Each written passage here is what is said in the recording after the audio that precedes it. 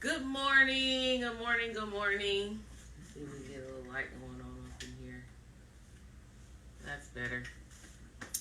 It is me, Shay Johnson, and I am here on, of course, USA Fibroids Center's page, and this is my live takeover, the Speak Up and Speak Out version.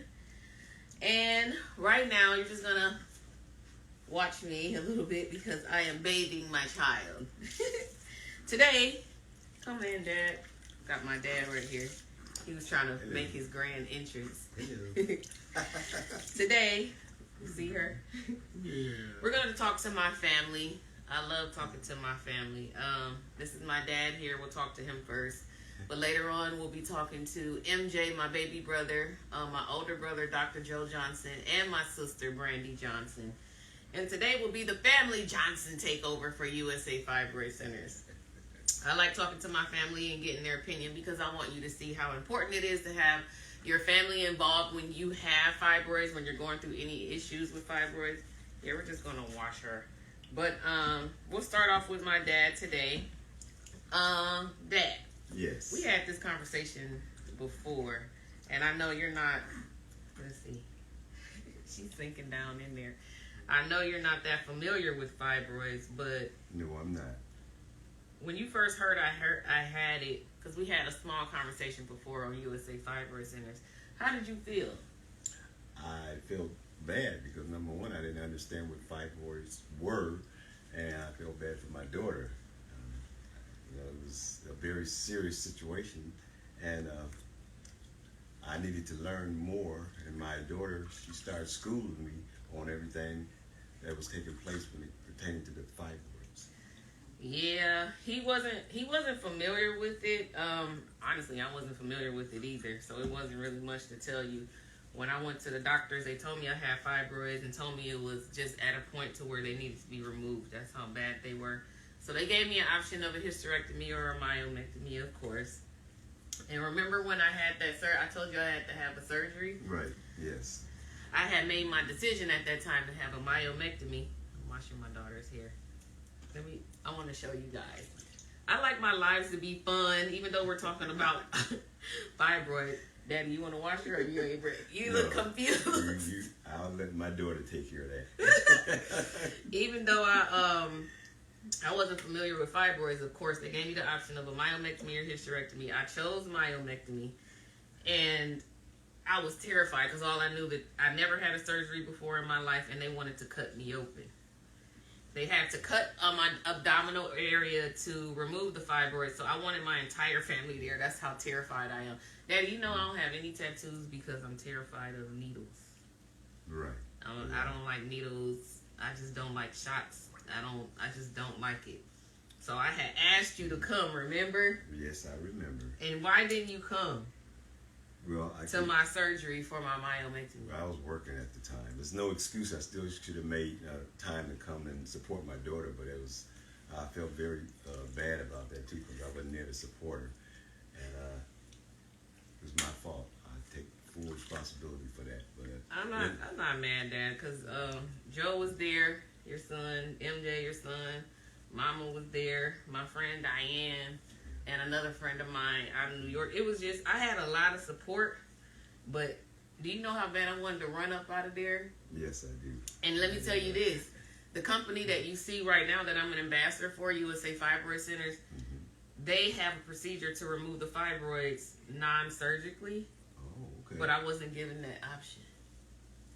I wasn't given that option because, the doctors, they prefer to do an actual surgery where they cut you. And the myomectomy is a non-surgical procedure, which costs minimum when it comes to money.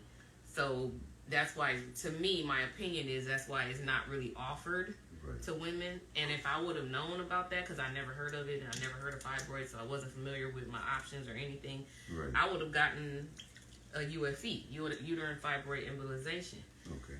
But I didn't, and you've been here through my process of when I was pregnant, and you've seen all the issues I had. But the issues came some of the issues came from that surgery, removing the fibroids. Okay. That's why I couldn't have a vaginal birth. That's why I had previa, which is the placenta blocking the cervix, so my baby couldn't get out.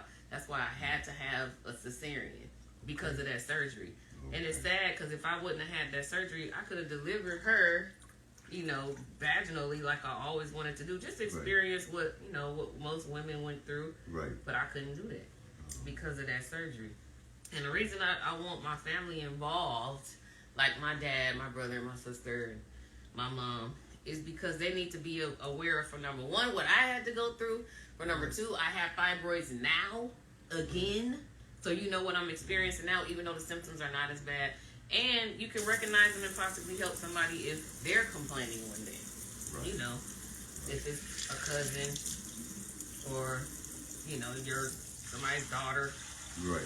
Or granddaughter, or however that may be. But you should just be aware of what's going on in the world, because it happens to at least 70 to 80% of all women, especially African American women.